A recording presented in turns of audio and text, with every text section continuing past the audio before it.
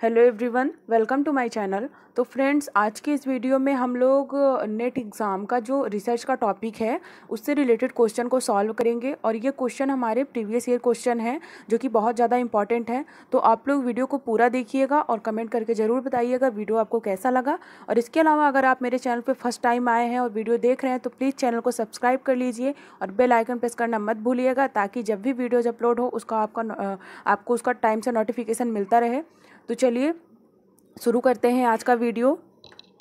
तो देखिए, आज का हमारा सबसे पहला क्वेश्चन है, भारत में परिवारों के अध्ययन के लिए जब कोई प्रतिनिधि नमूना लेना चाहता है, नमूना यानी जब कोई सैंपलिंग लेना चाहता है, तो निम्न में से सबसे कम खर्च वाली नमूना विधि कौन सी होगी। यानी सबसे कम खर्च वाली, जिसमें समय भी कम लगे, पैसे भी कम खर्च हो, तो ये सारी चीज़ें कौन से सैंपलिंग विधि में होगी।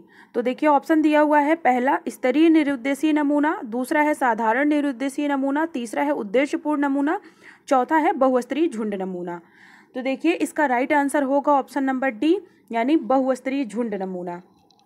तो देखिए, सबसे पहले जिनको नहीं पता है नमूना या सैम्पलिंग क्या होता है, तो देखिए जो सैम्पलिंग होता है मतलब किन्हीं जो इकाइयाँ होती हैं या उनका जो समूह होता है, यानी जो समग्र होता है, तो समग्र में से मतलब कुछ निश्चित मात्रा में कुछ इकाइयों को ही चुना जाता है और उनको क्या बोलते हैं, सैम्पलिंग बोलते हैं। मतलब समग्र में से कुछ इकाइयों का जब चुनाव किया जाता है तो उनको सैम्पलिंग बोलते हैं। और वो सैम्पलिंग वो जो कुछ इकाइयाँ होती हैं वो समग्र का प्रतिनिधित्व करती हैं।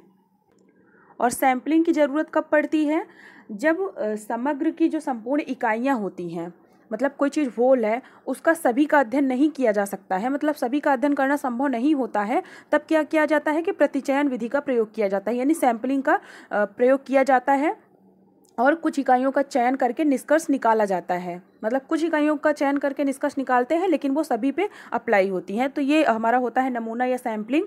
तो इसका राइट आंसर होगा ऑप्शन नंबर डी, यानी बहुस्तरीय झुंड नमूना। इसमें क्या होता है कि प्राथमिक चयन भी होता है, द्वितीयक चयन भी होता है, इसके अलावा बहुत सारे होते हैं। तो ये हमारा बहुस्तरीय झुंड नमूना होता है। अगला क्वेश्चन है, एक स्वास्थ्य योजनाकार किसी एक इलाके में बढ़ते हुए एचआईवी के केसों से चिंतित है। वह उस इलाके में कोई संवेदनशील प्रोग्राम बनाना चाहता है। उसके लिए उसे वहां के आंकड़े चाहिए। इस उद्देश्य की पूर्ति के लिए उसे निम्न में से कौन सा शोध प्रारूप अपनाना चाहिए। तो सबसे पहले देखिए, क्वेश्चन में क्या पूछ रहा है कि जो स्वास्थ्य योजनाकार है उसे उस एरिया में संवेदनशील प्रोग्राम बनाना है, लेकिन अभी उसके पास कोई भी डेटा कलेक्ट नहीं है, मतलब कोई भी उसके पास जो आंकड़े होते हैं वो एकत्रित नहीं है और वो ऐसा करना चाहता है। तो इसके लिए उसे कौन सा शोध प्रारूप अपनाना चाहिए, यानी कौन सा रिसर्च डिजाइन बनाना चाहिए। तो देखिए, ऑप्शन दिया हुआ है, पहला अन्वेषणात्मक, दूसरा है वर्णनात्मक, तीसरा है व्याख्यात्मक, चौथा है मूल्यात्मक। तो देखिए, इसका राइट आंसर होगा हमारा अन्वेषणात्मक, यानी ऑप्शन ए। अन्वेषणात्मक क्यों होगा, क्योंकि देखिए जो अन्वेषणात्मक अनुसंधान होता है, मतलब इसमें उन विषयों का अध्ययन किया जाता है जिनके विषय में या तो जो शोधकर्ता होता है उसको कोई जानकारी नहीं होती है, यानी उसकी जानकारी जो होती है वो शून्य होती है, या फिर होती भी है तो वो बहुत कम जानकारी उपलब्ध होती है। और इस प्रकार का जो अनुसंधान होता है वो गुणात्मक होता है, जो कि प्राकल्पना निर्माण या जो सिद्धांतों के परीक्षण में लाभदायक होता है। तो इसलिए अन्वेषणात्मक अनुसंधान वहाँ किया जाता है जहाँ शोधकर्ता के पास ना के बराबर नॉलेज होता है, डेटा कलेक्ट होता है, या फिर उसे बस थोड़ी बहुत जानकारी होती है और वो उसके आधार पे और ज़्यादा, मतलब अन्वेषणात्मक शोध प्रारूप के आधार पे वो और ज़्यादा आंकड़े एकत्रित करना चाहता है। अगला क्वेश्चन है, महिलाओं की परिस्थिति एवं भूमिका में लोकमत में ऐतिहासिक परिवर्तन को समझाने के लिए शोधकर्ता निम्न में से किस अध्ययन पद्धति को अपनाए। तो देखिए, पहला ऑप्शन है नमूना सर्वेक्षण, दूसरा है जाने माने मीडिया द्वारा पिछले कुछ वर्षों के योगदान का विषय विश्लेषण, तीसरा है समूह केंद्रित विश्लेषण, चौथा है सहभागी निरीक्षण। तो शोधकर्ता इनमें से कौन सी पद्धति अपनाएगा महिलाओं की परिस्थिति एवं भूमिका में लोकमत में जो ऐतिहासिक परिवर्तन हुआ है उसको समझाने के लिए। तो इसका राइट आंसर होगा हमारा ऑप्शन नंबर बी, यानी जाने माने मीडिया द्वारा पिछले कुछ वर्षों के योगदान का विषय विश्लेषण। तो देखिए, महिलाओं की जो परिस्थिति एवं भूमिका में लोकमत में जो ऐतिहासिक परिवर्तन हुआ है इसको समझाने के लिए सर्वाधिक उपयुक्त जो प्रविधि है हमारी, वो हमारा है अंतर्वस्तु विश्लेषण।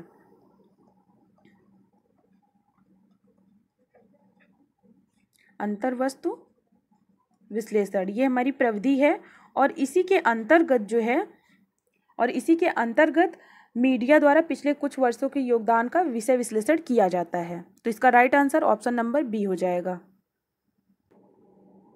अगला क्वेश्चन है, जब किसी सामाजिक सिद्धांत का परीक्षण करना हो तो शोधकर्ता निम्न में से किस विधि को अपनाएगा। यानी यहाँ पे सामाजिक सिद्धांत का परीक्षण करना है।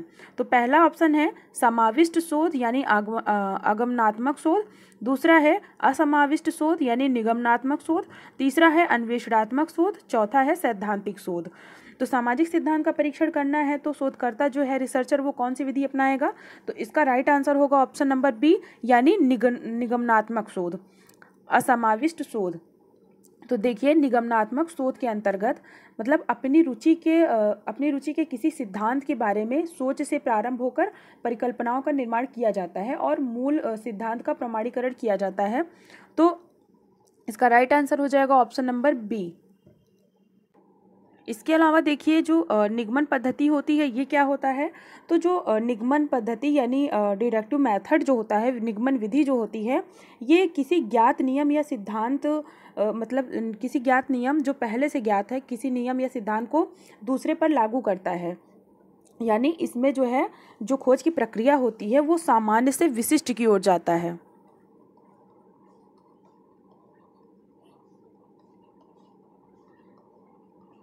यानी कोई सिद्धांत पहले से बना है और उसके आधार पे लागू करके दूसरे चीज़ का जो निष्कर्ष निकाला जाता है। तो इसमें सामान्य से विशिष्ट की ओर मतलब विशिष्ट की ओर ये चलती है। और इसके अलावा जो निगमन की शुरुआत होती है ये सिद्धांत से ही होती है। तो इसीलिए जब कोई शोधकर्ता सामाजिक सिद्धांत का परीक्षण करना चाहता है तो उसे निगमन पद्धति यानी निगमन विधि अपनानी पड़ेगी। अगला क्वेश्चन देखिए। अगला क्वेश्चन है, एक शोधकर्ता का आपराधिक गैंग बनाने और समाप्त करने के अध्ययन के प्रयास में गैंग का स्वयं भी सक्रिय सदस्य बन जाता है। इस तरह की भूमिका को निम्न में से क्या कहेंगे। यानी क्वेश्चन में कह रहा है कि जो शोधकर्ता है, रिसर्चर है, वो आपराधिक गैंग बनाने और समाप्त करने का अध्ययन मतलब वो कर रहा था, लेकिन उस अध्ययन के दौरान क्या हुआ कि वो उस गैंग का स्वयं भी सक्रिय सदस्य बन गया, यानी वो भी उसी गैंग में शामिल हो गया। तो इस तरह की भूमिका को क्या कहेंगे। तो पहला ऑप्शन है निरीक्षण सहभागी जैसा, दूसरा है सहभागी निरीक्षण, तीसरा है केवल सहभागी, चौथा है केवल निरीक्षक। तो देखिए इसका राइट आंसर होगा ऑप्शन नंबर बी यानी सहभागी निरीक्षण। तो देखिए सहभागी निरीक्षण वह विधि है जिसमें जो अन्वेषक होता है यानी जो रिसर्चर होता है वो अध्ययन किए जाने वाले परिवेश का एक हिस्सा बन जाता है। मतलब वो किसी जगह पे अध्ययन करने गया, लेकिन कुछ समय के बाद क्या होता है कि वहाँ के जो लोग होते हैं, वहाँ का जो माहौल होता है वो भी उसी में ढल जाता है। मतलब उसी तरीके से वो भी बिहेव करने लगता है, उसका एक हिस्सा बन जाता है और वह स्वयं को अन्वेषण विषय के समूह के जीवन हिस्सा का बना लेता है। मतलब वो जिस विषय का वहाँ पे रिसर्च करने गया होता है उसका वो स्वयं जो है पार्ट बन जाता है, तो उस परिवेश में स्वयं को शामिल कर लेता है। तो वो क्या हो जाता है, सहभागी निरीक्षण हो जाता है। मतलब वो उसमें भाग लेकर के निरीक्षण करता है।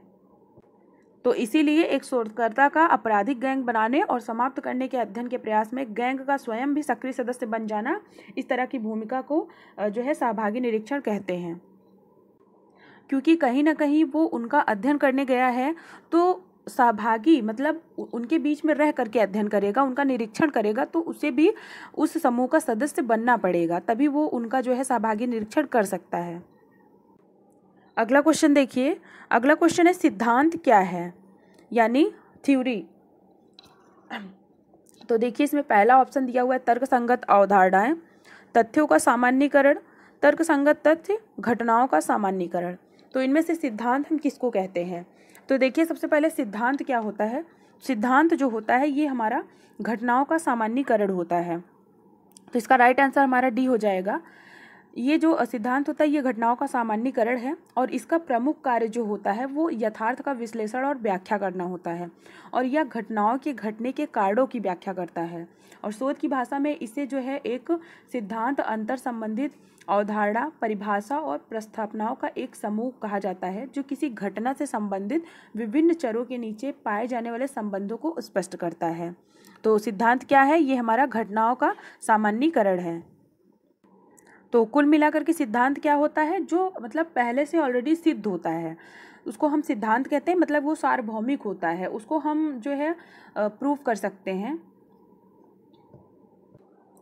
अगला क्वेश्चन है, एक शोधकर्ता को किसी महानगर की गंदी बस्ती में बाल अपराध के कारण समझने में दिलचस्पी है।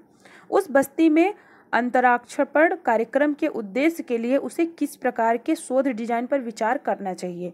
तो एक शोधकर्ता है जो किसी महानगर में गंदी बस्ती में बाल अपराध के कारण समझने में दिलचस्पी करता है, यानी वो बाल अपराध का वहाँ पे अध्ययन कर रहा है, तो उसे किस प्रकार का शोध डिजाइन पर विचार करना चाहिए। तो पहला दिया हुआ है व्याख्यात्मक, दूसरा दिया हुआ है अन्वेषणात्मक, तीसरा है वर्णनात्मक, चौथा है मूल्यांकनात्मक। तो देखिए इसका हमारा right answer option number B होगा, यानी अन्वेषणात्मक होगा। क्यों होगा? क्योंकि जो देखिए अन्वेषणात्मक अनुसंधान होता है, अन्वेषणात्मक अनुसंधान अभिकल्प का प्रयोग तब किया जाता है जब उस प्रकरण के विषय में पर्याप्त जानकारी ना हो। जैसे कि हमने अभी एक पहले क्वेश्चन सॉल्व किया, उसमें भी यही था। अन्वेषणात्मक अनुसंधान क्या होता है? तो जिसमें हमें पर्याप्त जानकारी नहीं होती है, या फिर जिसके विषय में अनुसंधानकर्ता को बिल्कुल भी जानकारी नहीं होती है या सीमित जानकारी होती है, तो वहाँ पर अन्वेषणात्मक अनुसंधान किया जाता है। तो यहाँ पर भी महानगर की गंदी बस्ती में बाल अपराध के कारण समझने में उसे दिलचस्पी है, यानी वो उसे समझना चाहता है और उसके बारे में अभी उसे कोई जानकारी नहीं है, तो वहां पे वो क्या करेगा? अन्वेषणात्मक अनुसंधान करेगा। तो इसका right answer option number B हो जाएगा। अगला क्वेश्चन देखिए, आमतौर पर शोध उपकल्पना निम्न में से किससे ली जाती है या बनाई जाती है? उपकल्पना मतलब प्राकल्पना या उपकल्पना, परिकल्पना भी इसको बोलते हैं, जिसको अंग्रेजी में क्या बोलते हैं? हम हाइपोथेसिस बोलते हैं, इसे हाइपोथेसिस बोलते हैं। तो देखिए इसमें दिया है आमतौर पर शोध उपकल्पना निम्न में से किससे ली जाती है या बनाई जाती है। तो ऑप्शन पहला है अनुभवजन्य तथ्य, दूसरा है शोधकर्ता की कल्पना, तीसरा है सैद्धांतिक प्रारूप, चौथा है पिछले शोधों से। तो जब हम कोई परिकल्पना या प्राकल्पना बनाते हैं, हाइपोथेसिस बनाते हैं किसी शोध से संबंधित, तो उसमें जो है किससे ली जाती है, बनाई जाती है। तो इसका राइट आंसर हमारा होगा ऑप्शन नंबर सी, यानी सैद्धांतिक प्रारूप। सैद्धांतिक प्रारूप के द्वारा ही शोध उपकल्पना का निर्माण किया जाता है। और जो हमारा ये शोध उपकल्पना होता है, ये एक काम चलाऊ निष्कर्ष होता है, मतलब इसको हम अंतिम निष्कर्ष नहीं मान सकते हैं। ये एक काम चलाऊ निष्कर्ष होता है और इसकी सत्यता की जांच बाद में की जाती है, और ये सत्य भी हो सकता है और असत्य भी हो सकता है, तो इसे फाइनल नहीं मानते हैं। तो इसका राइट आंसर हमारा हो जाएगा ऑप्शन नंबर सी, सैद्धांतिक प्रारूप। अगला क्वेश्चन है, निम्नलिखित में कौन सा कथन सही नहीं है? तो पहला है उपकल्पना को सिद्धांतों से अनुमानिकता से निकाला जा सकता है, दूसरा है उपकल्पना को अंतर्दृष्टि और अवलोकन के सम्मिलन से निकाला जा सकता है, तीसरा है उपकल्पना सिद्धांतों की परख में मदद करता है, चौथा है उपकल्पना हमें अभेदकारी और अंधाधुंध दत्त की खोज की तरफ ले जाता है। तो इसमें हाइपोथेसिस से संबंधित तो जो है स्टेटमेंट पूछा है कि कौन सा सही है, कौन सा सही नहीं है। तो देखिए इसका राइट आंसर होगा हमारा ऑप्शन नंबर डी, यानी उपकल्पना हमें अभेदकारी और अंधाधुंध दत्त की खोज की तरफ ले जाती है। तो ये स्टेटमेंट गलत है, क्योंकि जो हमारा उपकल्पना होता है ये जो है वैज्ञानिक तरीके से मतलब बनाया जाता है, और इसकी जो प्रामाणिकता की जांच होती है वो बाकी रहती है, या फिर उसे अंतिम निष्कर्ष नहीं माना जाता है। तो ऐसा नहीं है कि जो उपकल्पना हम कोई बना लेते हैं तो उसमें हमें अंधाधुंध मतलब जो डेटा है वो मिलेगा, ऐसा कुछ नहीं है। इसमें एक वैज्ञानिक तरीके से उपकल्पना बनाई जाती है और उसका निष्कर्ष जो है वो अंतिम निष्कर्ष नहीं माना जाता है। अगला क्वेश्चन है, शोध प्रक्रिया में निहित सही चरणों को सुव्यवस्थित करें, निम्नलिखित कोड का इस्तेमाल करें। यानी जो शोध प्रक्रिया है उसमें जो उसके चरण हैं तो इसको क्रम में लगाना है। तो पहला दिया हुआ है समस्या निर्धारण, दूसरा है साहित्य सर्वेक्षण, तीसरा है सामग्री विश्लेषण, चौथा है सामग्री संकलन। तो इसको जो है क्रम में लगाना है। तो देखिए सबसे पहला होगा इसमें समस्या निर्धारण, उसके बाद दूसरा होगा साहित्य सर्वेक्षण, फिर तीसरा होगा सामग्री संकलन, फिर चौथा होगा सामग्री विश्लेषण। इसका आंसर जो है ऑप्शन नंबर बी होगा, यानी पहला हमारा हो जाएगा साहित्य सर्वेक्षण, फिर दूसरा हमारा हो जाएगा समस्या निर्धारण, फिर तीसरा हमारा हो जाएगा सामग्री संकलन, फिर चौथा ये होगा हमारा सामग्री विश्लेषण। तो इसका राइट आंसर होगा ऑप्शन नंबर बी, यानी सबसे पहले साहित्य का सर्वेक्षण करते हैं, फिर समस्या का निर्धारण करते हैं, उसके बाद सामग्री संकलन करते हैं यानी डेटा कलेक्शन करते हैं, फिर उसका विश्लेषण करते हैं। लेकिन मुझे इसका आंसर गलत लग रहा है, क्योंकि जब हम समस्या का निर्धारण सबसे पहले कर लेंगे तो उससे संबंधित साहित्य का सर्वेक्षण करेंगे ना, तो मुझे लगता है कि इसका पहला समस्या निर्धारण होगा, दूसरा साहित्य सर्वेक्षण, तीसरा सामग्री संकलन, चौथा सामग्री विश्लेषण। तो इसमें थोड़ा कन्फ्यूजन है, प्लीज़ आप लोग कमेंट करके ज़रूर बताइएगा। तो इसको हम दोबारा से इस क्वेश्चन को देखेंगे, लेकिन अभी के लिए इसका ऑप्शन बी मानते हैं। अगला क्वेश्चन देखिए, तथ्य विश्लेषण में निहित तार्किक चरणों को सही क्रम में रखें। पहला है सामग्री की सफाई, दूसरा है सामग्री प्रविष्ट, तीसरा है कोडिंग, चौथा है सामग्री वर्गीकरण। तो जो तथ्य का विश्लेषण होता है उसमें इसको सही चरण में लगाना है। तो देखिए इसमें जो है सबसे पहले होगा कोडिंग नंबर 1 पे, फिर उसके बाद हमारा होगा सामग्री प्रविष्ट नंबर 2 पे, फिर नंबर 3 पे होगा सामग्री की सफाई, फिर नंबर 4 पे होगा इसका वर्गीकरण।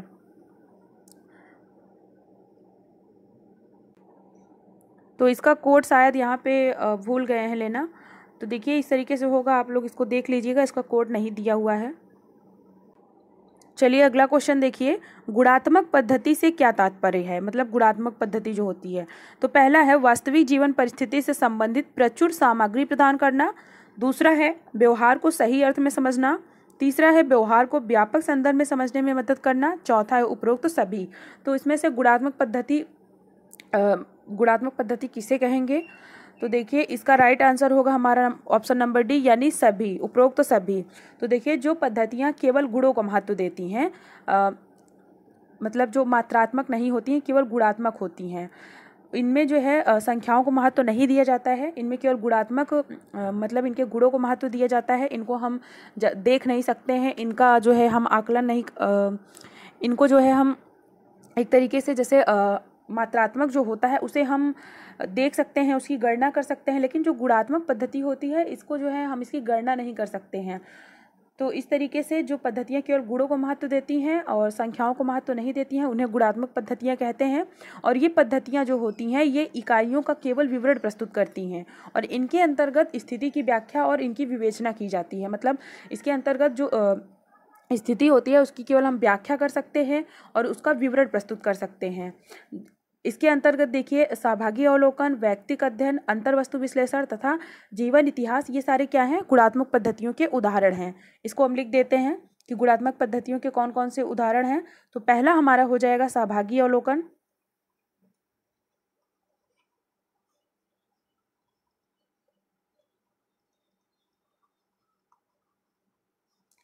दूसरा है वैयक्तिक अध्ययन यानी केस स्टडी,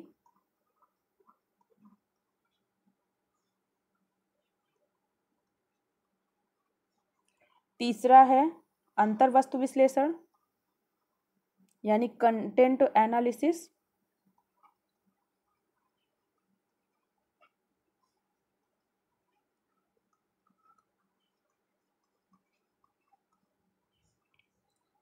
चौथा है जीवन इतिहास।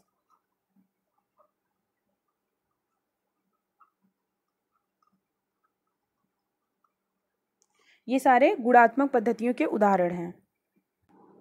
अगला क्वेश्चन देखिए, अगला क्वेश्चन है निम्नलिखित में से संभावित निदर्शन के शोध प्रारूप का किससे संकेत मिलता है, यानी जो प्रोबेबिलिटी सैम्पलिंग होती है तो उसका किससे संकेत मिलता है। तो पहला ऑप्शन है अंश निदर्शन, दूसरा है स्नोबॉल निदर्शन, तीसरा है संगुच्छित निदर्शन, चौथा है उद्देश्यपूर्ण निदर्शन। तो ये सारे सैम्पलिंग हैं, तो इसका राइट आंसर होगा ऑप्शन नंबर सी, यानी संगुच्छित निदर्शन। तो देखिए जो प्रतिचयन या निदर्शन होता है वह मतलब रूप होता है जिसमें समग्र में से प्रत्येक इकाई को चुने जाने की संभावना होती है और यह जो निर्धारित की जा सकती है वो संभावना मूलक प्रतिचयन कहलाता है। यानी जिसमें संभावित निदर्शन वह होता है जिसमें प्रत्येक इकाई को चुने जाने की बराबर संभावना होती है। और इसके अलावा इसके अलावा जो है जो साधारण दैव प्रतिचयन होता है, स्तरित दैव प्रतिचयन होता है, बहुचरणीय दैव प्रतिचयन होता है, या फिर क्षेत्र अथवा संभाग जो प्रतिचयन होता है जिसको संगुच्छित निदर्शन कहते हैं, ये सारे क्या हैं, संभावना मूलक प्रतिचयन विधियां हैं, यानी जो प्रोबेबिलिटी सैंपलिंग होती है। और व्यक्तिगत इकाइयों के एक गुच्छे या समूह चुनाव की विधि जो है ये संभाग प्रतिचयन यानी संगुच्छित प्रतिचयन कहलाती है। तो जो ये संगुच्छित निदर्शन क्या है, तो ये जो है व्यक्तिगत इकाइयों के एक गुच्छे या समूह चुनाव की विधि संभाग प्रतिचयन कहलाती है, यानी संगुच्छित निदर्शन से संभाविता निदर्शन के शोध प्रारूप का संकेत मिलता है। अगला क्वेश्चन है, सामग्री एकत्र करने के लिए वैयक्तिक अध्ययन पद्धति का इस्तेमाल तब किया जाता है जब निदर्शन का आकार होता है, यानी जब डेटा कलेक्शन करते हैं तो जब केस स्टडी यानी वैयक्तिक अध्ययन पद्धति का इस्तेमाल कब किया जाता है डेटा कलेक्शन करने में। तो पहला दिया हुआ है कि जब आकार जो है अत्यंत बड़ा होता है, या फिर आकार अत्यंत छोटा होता है, या फिर छोटा तथा गहराई से सामग्री की आवश्यकता होती है, या फिर अत्यंत बिखरा हुआ होता है। तो किस परिस्थिति में वैयक्तिक अध्ययन पद्धति का इस्तेमाल किया जाता है, तो देखिए इसका जो है राइट आंसर होगा ऑप्शन नंबर बी, यानी जब आकार अत्यंत छोटा होता है, यानी जब केस स्टडी किया जाता है तो आकार जो उसका छोटा होता है तब वहाँ पे केस स्टडी किया जा सकता है। तो इसका right answer option number B होगा। इसके अलावा देखिए केस स्टडी क्या होता है, यानी व्यक्तिगत अध्ययन पद्धति, तो मतलब किसी एक केस का गहन सूक्ष्म एवं सर्वांगीण अध्ययन किया जाता है। मतलब कोई एक केस होता है, वो चाहे व्यक्ति से संबंधित हो या फिर किसी समूह से या फिर समाज से, किसी भी चीज़ से संबंधित होता है, उसका एक गहन सूक्ष्म और उसका सर्वांगीण अध्ययन किया जाता है, इसको व्यक्तिगत अध्ययन कहते हैं। और जो है यह तथ्य संकलन की एक प्रविधि होने की अपेक्षा अध्ययन विश्लेषण का एक उपागम, एक शोध प्रकल्पना या एक व्यूह रचना में रचना है, जो अध्ययन की किसी एक इकाई को उसकी समग्रता में अध्ययन करने पर बल देता है। यानी यहाँ पे सिर्फ किसी एक चीज़ पे फोकस किया जाता है और उसी का सर्वांगीण अध्ययन किया जाता है और उसका एकदम सूक्ष्म अध्ययन किया जाता है। तो अगर वहाँ पे आकार जो है अत्यंत बड़ा होगा तो उसका जो है इतना सूक्ष्म अध्ययन संभव नहीं है, और छोटा तथा गहराई में सामग्री की आवश्यकता होती है तो ये भी नहीं होगा, और अगर जो आकार वो बिखरा हुआ है तब भी वहाँ पे हम सूक्ष्म अध्ययन नहीं कर सकते हैं, यानी व्यक्तिगत अध्ययन नहीं कर सकते हैं। तो व्यक्तिगत अध्ययन वहीं पे पॉसिबल है जहाँ पे जो आकार होता है वो छोटा होगा, उसी का हम गहन अध्ययन कर सकते हैं। अगला क्वेश्चन देखिए, किसी क्षेत्र में एक सामाजिक सिद्धांत की जांच में संलग्न एक शोध को क्या कहते हैं? पहला है निगमनात्मक शोध, दूसरा है आगमनात्मक शोध, तीसरा है सैद्धांतिक शोध, चौथा है प्राकल्पना की जांच। तो किसी क्षेत्र में एक सामाजिक सिद्धांत की जांच में सामाजिक सिद्धांत की वहाँ पे जांच की जा रही है, तो ऐसे शोध को क्या कहेंगे हम? तो देखिए इसका राइट आंसर होगा ऑप्शन नंबर डी, यानी उसे हम कहेंगे प्राकल्पना की जांच, क्योंकि दो या दो से अधिक चरों के बीच संभावित संबंधों के बारे में बनाए गए जो कथन होते हैं उनको प्राकल्पना कहते हैं, और इसके जांच के उपरांत ही सिद्धांत का निर्माण होता है। तो अगर एक सामाजिक सिद्धांत की जांच करनी है तो उस शोध में हम क्या करेंगे, प्राकल्पना की यानी जो परिकल्पना होती है पहले उसकी जांच करेंगे, उसके बाद ही सामाजिक सिद्धांत की जांच हो सकती है। अगला क्वेश्चन है, प्राकल्पना को बेहतर ढंग से के द्वारा समझा जा सकता है, मतलब जो हाइपोथेसिस होता है उसको किस तरीके से अच्छे बेहतर ढंग से समझा जा सकता है? तो पहला है सिद्धांत से असंबंध, दूसरा है सिद्धांत से संबंध, तीसरा है एक शोध समस्या का अस्थायी उत्तर। तो इसका देखिए कोर्ट में जवाब देना है, तो प्राकल्पना को बेहतर ढंग से कैसे समझा जा सकता है? तो इसका राइट आंसर होगा ऑप्शन नंबर डी, यानी सिद्धांत से संबंध और एक शोध समस्या का अस्थायी उत्तर होता है प्राकल्पना। तो इसका राइट आंसर हो जाएगा हमारा ऑप्शन नंबर डी, 2 और 3। अगला क्वेश्चन है, किसी शोध गतिविधि में आंकड़ों के संकलन, विश्लेषण तथा व्याख्या की योजना को क्या कहते हैं? तो पहला है मूल्यांकन परक रूपरेखा, दूसरा है निदानात्मक रूपरेखा, तीसरा है गवेषणात्मक रूपरेखा, चौथा है विवरणात्मक रूपरेखा। तो शोध गतिविधि में आंकड़ों का जो संकलन किया जाता है, उसका विश्लेषण किया जाता है, उसकी व्याख्या की जाती है, तो इस योजना को हम क्या कहेंगे? तो इसका राइट आंसर होगा ऑप्शन नंबर डी, यानी विवरणात्मक रूपरेखा।